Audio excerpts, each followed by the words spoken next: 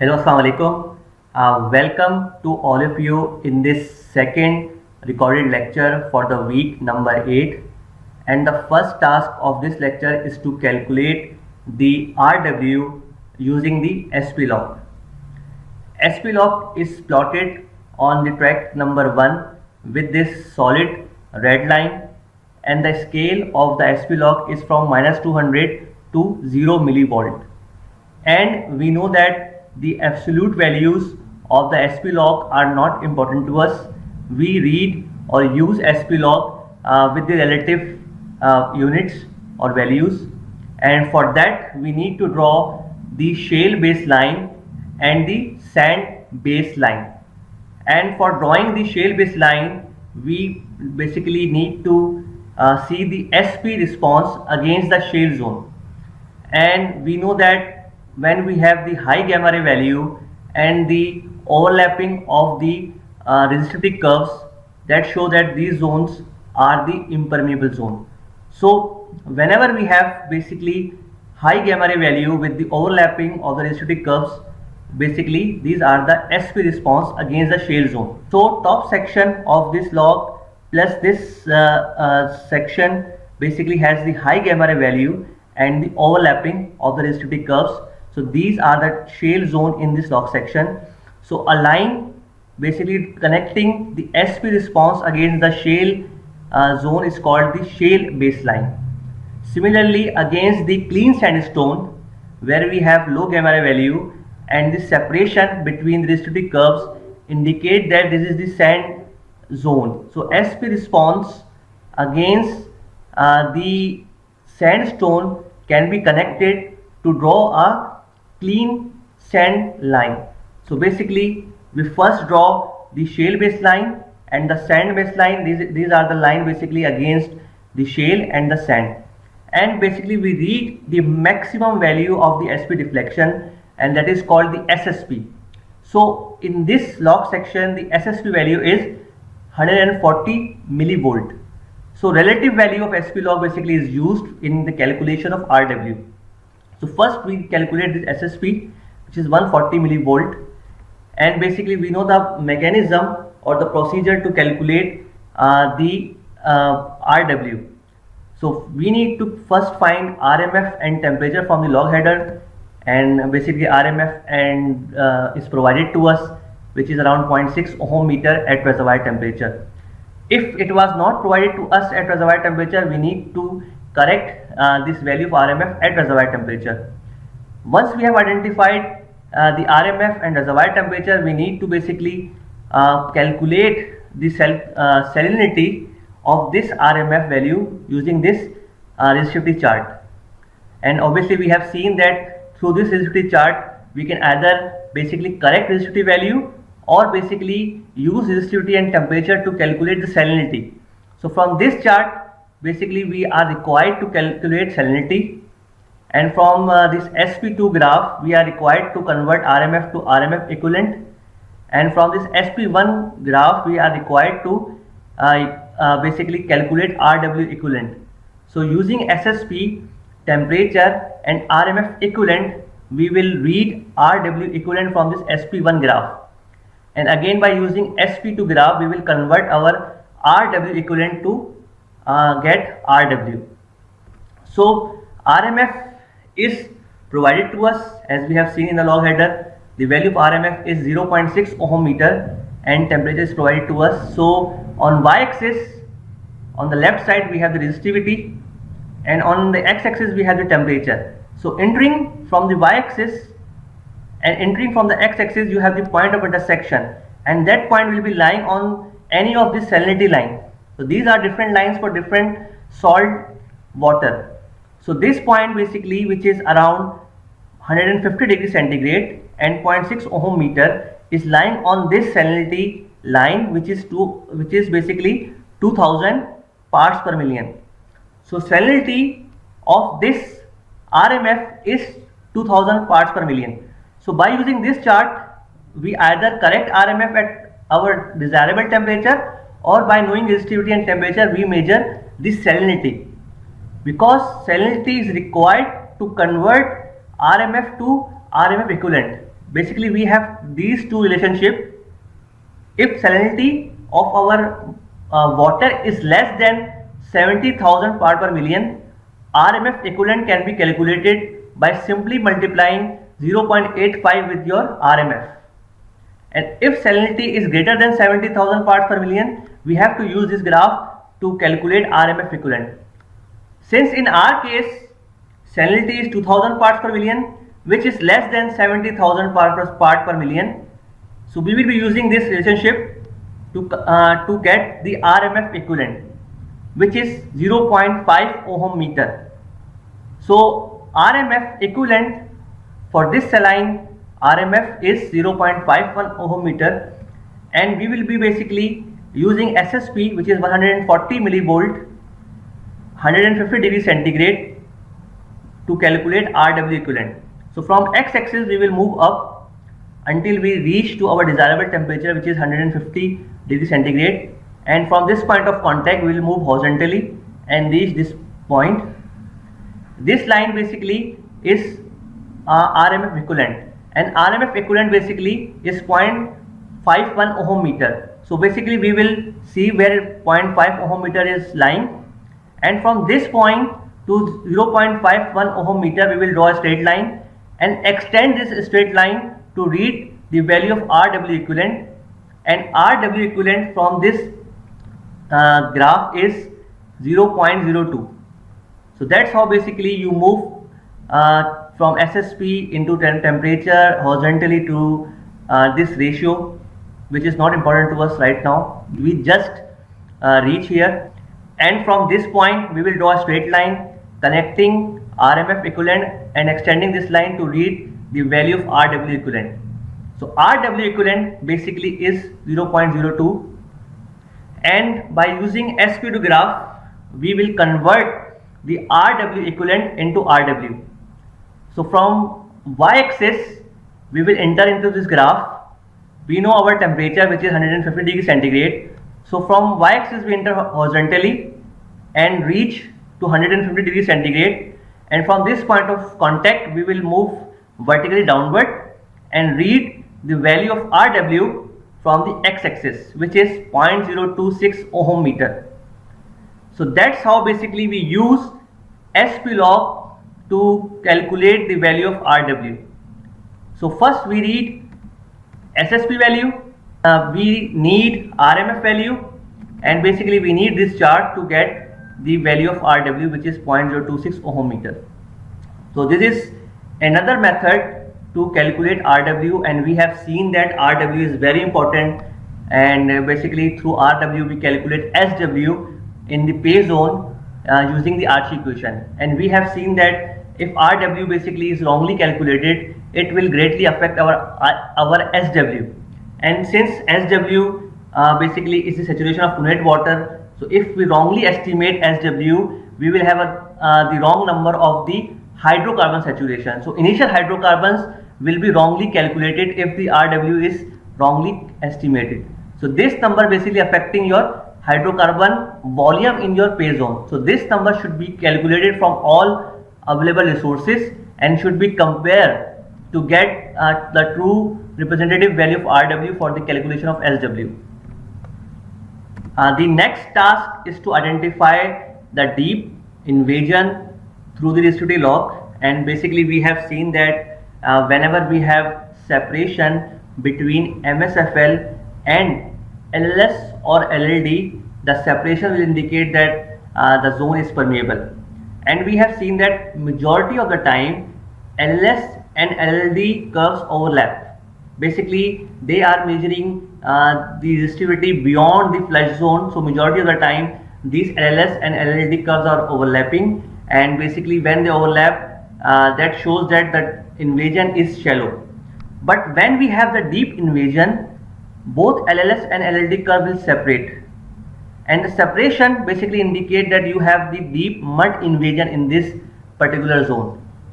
So with deep invasion of mud in the formation, the LLS will see mostly mud and hence will read lower resistivity.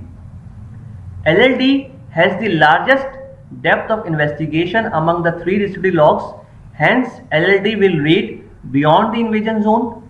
The LLD reading includes the invaded zone and some uninvaded zone, and hence LLD reading will be higher than LLS. So with deep invasion, both LLS and LLD will be reading lower values as the true values of that particular zone, because now with mud invasion the LLS will be reading lower resistivity and LLD will also be reading some lower resistivity. But LLS will get affected more because of deep invasion as compared to LLD, because the depth of investigation of LLS is shallower as compared to LLD. So in deep invaded zone, LLS is much affected, LLD is also affected, but it is slightly affected. So they will separate in the zone of deep invasion. So whenever we have separation between LLS and LLD, that indicates that this is the deep invaded zone. And obviously in shallow invasion zone, LLS and LLD curves are overlapping. So for example, this is the shallow invasion case. When you have the shallow invasion, the mud is only present around the wellbore in the flush zone, and MSFL is basically reading the flush zone resistivity. LLS and LLD are measuring beyond this flush zone. So both LLS and LLD will overlap because they are measuring the resistivity beyond this flush zone. In the case of deep invasion, MSFL and LLS basically both are now measuring the flush zone resistivity. As with deep invasion, the flush zone has extended, so LLS will also be measuring the flush zone resistivity, and LLD basically is measuring the flush zone plus some uninvaded zone. So in deep invasion, LLS basically will be measuring the lower resistivity as compared to LLD. So both curve will separate in deep invaded zone.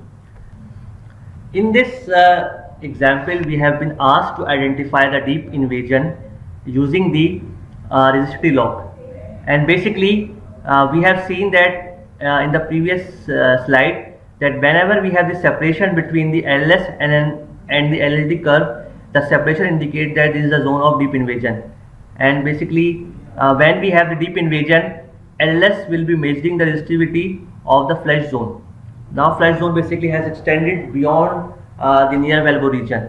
So in this log section, you can see that for majority of the zone we have the overlapping between the LLS and the LLD curve, as can be seen in zone number 1, zone number 3, zone number 4, 5, 6, 7, 9, 10. So except zone number 2 and 8, we have the overlapping of the LLS and LLD curve, and we have only separation in zone number 8 and a slight separation in zone number 2. So zone number 8 is the obvious zone where we have the deep invasion. So zone number 8 is the zone of the deep invasion in this log section, as LLS and LLD curves are showing separation. So this is a zone of deep invasion, and when we have deep invasion, basically this RT value is not the representative value of this zone number 8. This is affected by the mud invasion, and when we have the mud invasion, so if this zone contains the hydrocarbon, the RT value has decreased because of the mud invasion. So we have to correct this RT value to get the representative value of zone number 8, and to do that we have to apply the invasion correction. And to apply the invasion correction, we first have to read the RXO, LLS and LLD values from the log in zone number 8, and basically by using this chart we have to enter from the x-axis and y-axis to a point within this chart, and from this point basically read this ratio that is called RT upon RLLD. So from x-axis and y-axis we enter into this graph and read a value of this RT upon RLLD within this chart.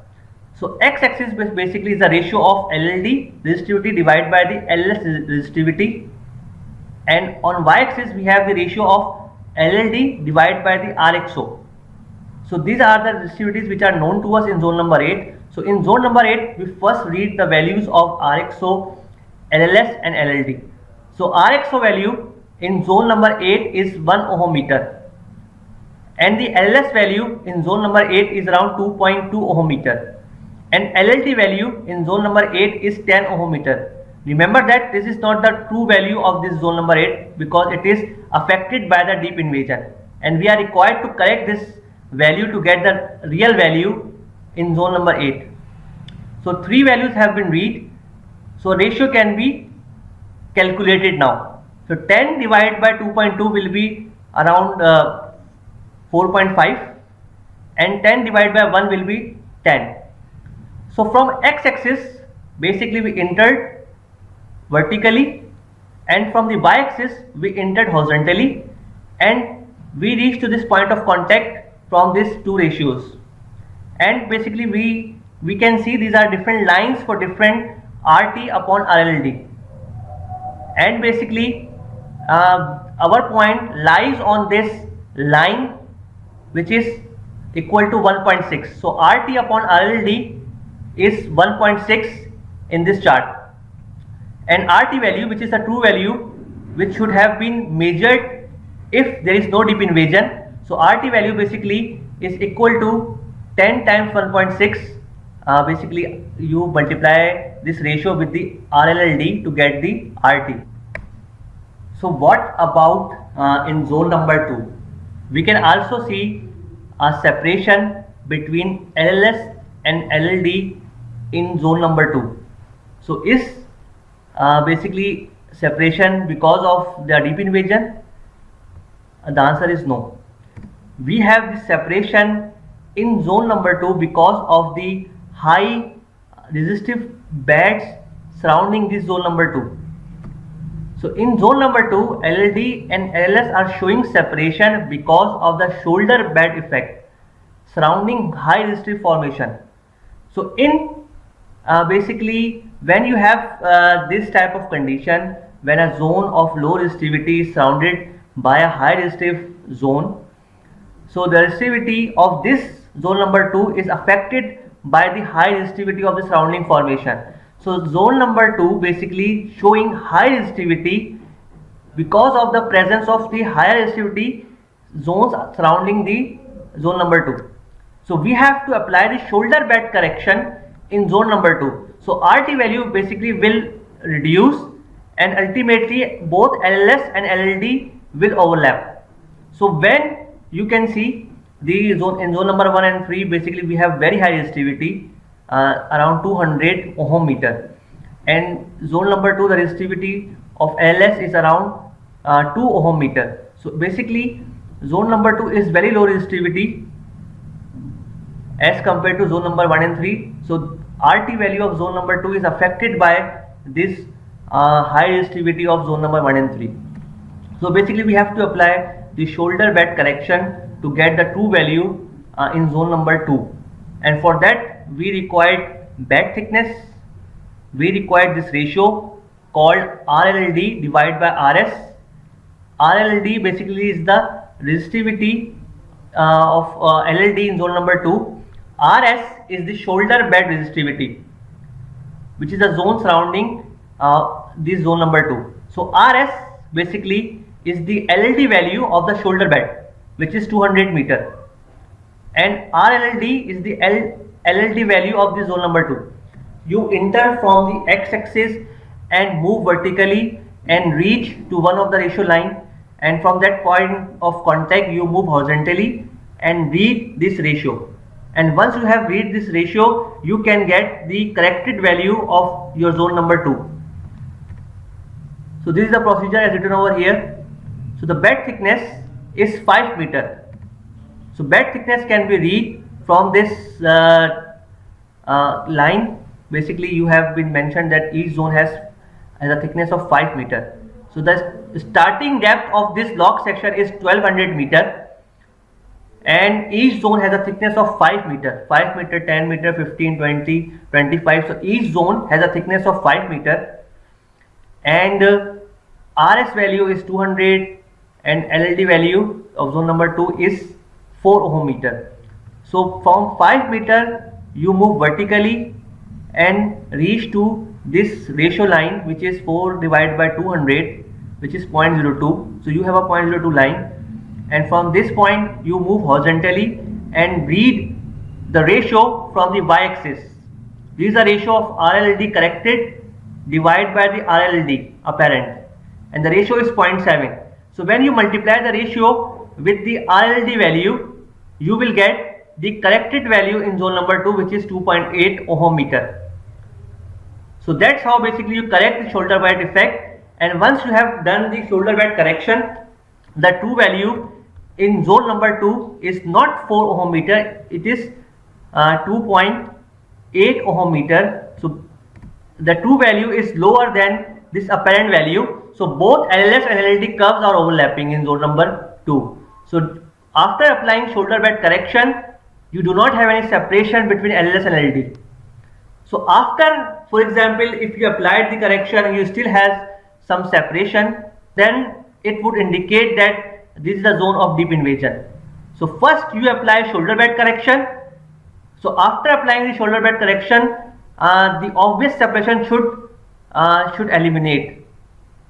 And if still you have any separation between LLS and LLD, that will be because of the deep invasion of your mud. So in this particular case, when you apply the shoulder wide correction, the true value of RT in zone number 2 is lower than the apparent value, and you do not have any separation between LLS and LLD, and curves are overlapping to each other, and you do not have to apply the invasion correction. So zone number 2 does not have any deep invasion. The separation is because of the shoulder bed effect, which has been corrected. So the next application of the resistivity lock is to identify the abnormal pressure zone. In normal pressure zone, which is the normal compaction of a thick shale section, generally resistivity increases with depth, as we know that porosity decreases with depth. So porosity is decreasing with depth. So because of the decrease in porosity, resistivity increases. So when you have this type of behavior, that shows that you have the normal compaction. Resistivity is increasing with depth. But we know that whenever we have the abnormal pressure zone, because of this abnormal behavior, we have higher porosity in the abnormal pressure zone. So when we have the higher porosities in the overpressure zone, resistivity instead of increasing will decrease. So when basically we have the change in behavior of resistivity, that instead of increasing the resistivity we have the decrease in resistivity, that zone basically is the overpressure zone. And obviously when resistivity decreases, the conductivity increases. So this is basically a graph showing the conductivity over the depth. When you have the lower conductivity with depth, that shows the normal trend, and at the overpressure zone you have a increase in conductivity. Again, increase in conductivity is the low resistivity in the overpressure zone. So when the normal behavior changes, and again we know that this normal behavior changes because of the change in porosity. In overpressure zone we have the higher porosity, and basically we have seen that in we can also identify the overpressure zone through bulk density, through transit time, and through neutron porosity law. So similar concept need to be applied over here. So when we have higher porosity in the overpressure zone, we will have lower resistivity and higher conductivity. So basically we can identify the overpressure zone through higher conductivity and low resistivity. Another application of the resistivity log is to identify coal, salt, and anhydrite. We can also identify coal, salt, and anhydrite through density and neutron porosity log, and we have seen that coal has a density around 1.4 gram per cc with high hydrogen index. Salt has a density of around 2.03 gram per cc with 0% neutron porosity. Anhydrite has a density of around 2.97 gram per cc with 0% porosity. So these formation has a specific density and neutron value, and when you see higher resistivity along with the specific density value, you can identify whether it is coal, salt, or anhydrite. So against the coal section, you will have low density and very high resistivity. Against the salt, you have a density of 2.03, neutron porosity 0, and a very high resistivity. Same thing with anhydrite. You have a density of 2.7 with 0% porosity and very high resistivity. So you can identify coal, salt, anhydrite easily when you combine resistivity with the density and neutron log. Obviously, coal, salt, and anhydrite are the impermeable formation. So against coal, salt, and anhydrite, you will have the overlapping of all curves. So MSFL, LLS, and LLD, all resistivity curves will be overlapping and overlapping at higher values.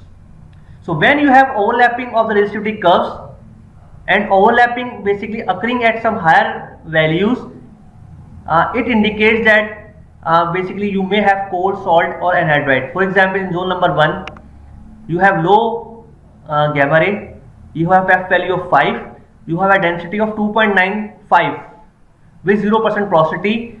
So zone number 1 is most likely the anhydrite zone because you have high resistivity, all curves are overlapping, F value 5, density 2.97 with 0% neutron porosity.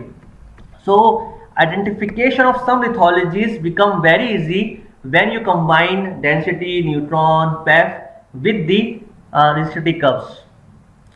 Coal, salt, and anhydrite are impermeable, so you will have the overlapping of all resistivity curves. Identification of shale gas. Basically, we know that we can identify source rock through bulk density, through neutron, and through sonic log. We can also identify the source rock through the resistivity log. And obviously, when you combine all log, the identification becomes very easy. So basically, we can identify the shale gas through the petrophysical logs, and we have these typical responses in the shale gas or the source rock. So in shale gas, basically we have very high gamma ray value, we have very high resistivity, we have very low bulk density and high transit time. So when we have these all things present at a particular zone, we can say that this is the shale zone or the source rock zone.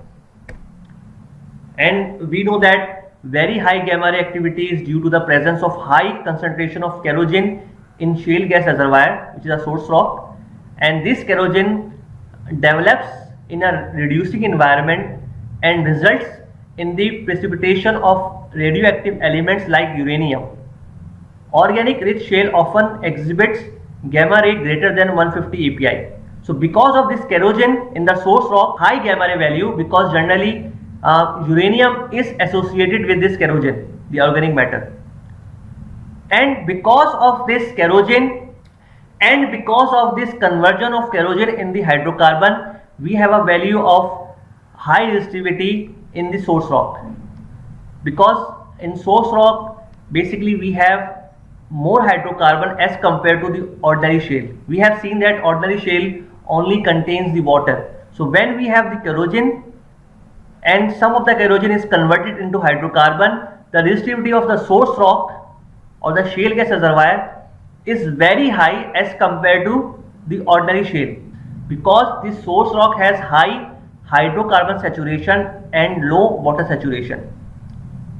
And we also know that in source rock we have low bulk density because the water and the matrix has been replaced by the kerogen, and the kerogen has low bulk density as compared to the matrix and the fluid.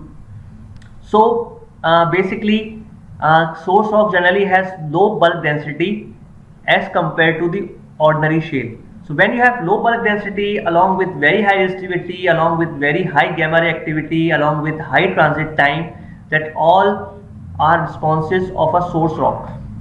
As can be seen over here that in the typical shale, generally you have high gamma ray, but you have low resistivity, because we have seen that shale conducts electricity. So in ordinary shale you have higher conductivity and all curves are overlapping at some lower resistivity. But in the source rock, basically you have higher resistivity along with very high gamma ray values. So when you have the very high gamma ray values along with the high resistivities with low bulk densities, it indicates that this is the source rock. Same thing can be seen over here. When you have the source rock, you will have the high resistivity, high gamma ray value, and you will have the high transit time. So when you have the source rock, you will see all these features in a given zone. And basically this is slide shows the fluid distribution in the source rock. So when you have the non-source rock, the ordinary shale, you have the matrix and the pores, and the pores contain the water. In the immature source, basically the matrix also contains the organic matter, but you do not have the conversion of organic matter into hydrocarbon. In the mature source rock, some of the organic matter has converted into hydrocarbon. So in the pores you have both water and oil, and because of this oil you have high resistivity, and because of this organic matter you have low bulk density, and because of this organic matter you have high gamma ray activity. So in mature source rock you have high gamma ray, you have low bulk density, you have high resistivity and high transit time. So that's how basically when you combine resistivity log with other logs, you can easily identify the source rock, and the source rock are the potential shale gas reservoirs. So if you do hydraulic fracturing, that source rock can become the reservoir, because for reservoir you need permeability. So source rock obviously do not have the permeability, but if you can induce permeability, you can produce from the source rock, but you have to see basically whether the organic matter is mature or not. So that's why basically we use the resistivity log to assess the potential of this organic matter, whether the hydrocarbons have been generated in this reservoir or not. In this example, we have been asked to calculate the residual oil saturation in the flush zone, basically in the RXO zone, and we know that in flush zone the mud has replaced majority of the hydrocarbon, but obviously mud cannot replace all of the hydrocarbon. There will be some oil left in the flush zone that is required to be calculated, because we sometimes need this number to determine whether water flooding will be efficient in this reservoir or not. Because when we displace oil by water, water will displace some of the oil, and some of the oil will be left in the reservoir, and that is called the residual oil saturation. So efficiency of a water displacement process is dependent on this residual oil saturation. If this number is lower, you will have the efficient water displacement. So this number basically is calculated through the resistivity log, and basically in the flush zone. And we know that the flush zone resistivity is measured with the RXO through the SFL curve, and basically we have to calculate residual oil saturation in flush zone in the pay zone, because in the pay zone originally all of the zone was occupied by the oil before the mud invasion. So we have identified the pay zone in this log section, because we have done the exercise in the previous slide. So we know the oil zone in the top section around 5390 meter till 5430 meter, we have the oil zone. We know the RXO, and basically we will be applying the RC equation in the flush zone to calculate SXO. So basically this is the formula to calculate SXO, the saturation of water in the invaded zone, and for that we required RMF, because majority of the fluid in the flush zone is RMF, and basically with some residual oil saturation. So we need RMF, which is provided to us in the log header. A is known to us, porosity of the flush zone of the pay zone need to be calculated, M is known to us, and RXO is the flush zone resistivity, which is estimated from the log through MSFL curve. So SXO square will be equal to this porosity is 15%, 0.15, it should be used in the fraction. A is 0.8 for sandstone, RMF 0.6, RXO is 50 ohm meter at around 5400 feet. So by entering all the numbers, the SXO turns out to be 66% and residual oil saturation is around 34%. So residual oil saturation in the flush zone, in the pay zone, is 34%. So that's how you use the flush zone resistivity to calculate the residual oil saturation. Induction log. The resistivity log basically can be run in the saline water based mud. If you have the oil based mud or the fresh water based mud, you cannot run the resistivity log. So in oil based mud or in the fresh water based mud, the formation conductivity is measured through the induction log, and obviously conductivity can be converted into resistivities by simply inversing their conductivity. So induction log basically were originally designed for use in boreholes where the drilling fluid was very resistive. Oil based mud, gas based mud, which is called aerated based mud, or the fresh water based mud. However, it can be used in water based muds of high salinity, but has found its greatest use in wells drilled with the fresh water based mud. The tool consists of two wire coils, a transmitter and a receiver. High frequency alternating current of constant amplitude is applied to the transmitter coil. This gives rise to an alternating magnetic field around the sound that induces secondary current in the formation. These currents flow in the coaxial loops around the sound and in turn create their own alternating magnetic field which induce current in the receiver coil of the sound. Basically, induction log basically is based on the Faraday's law of induction, and basically from the transmitter a magnetic field is generated which induces a secondary current in the formation. And since this current basically generates a magnetic field, and that magnetic field generates a tertiary current in the receiver. So basically that current is measured in the receiver, and based on that current the formation conductivity is measured and reported in terms of resistivity. So eddy current or induced current or secondary current basically is generated by varying the intensity of the electromagnetic field. So basically this is the graph. Basically you can see the resistivity of the formation has been measured through the induction log. So whenever you see RILDM, this is the resistivity measured through the induction log.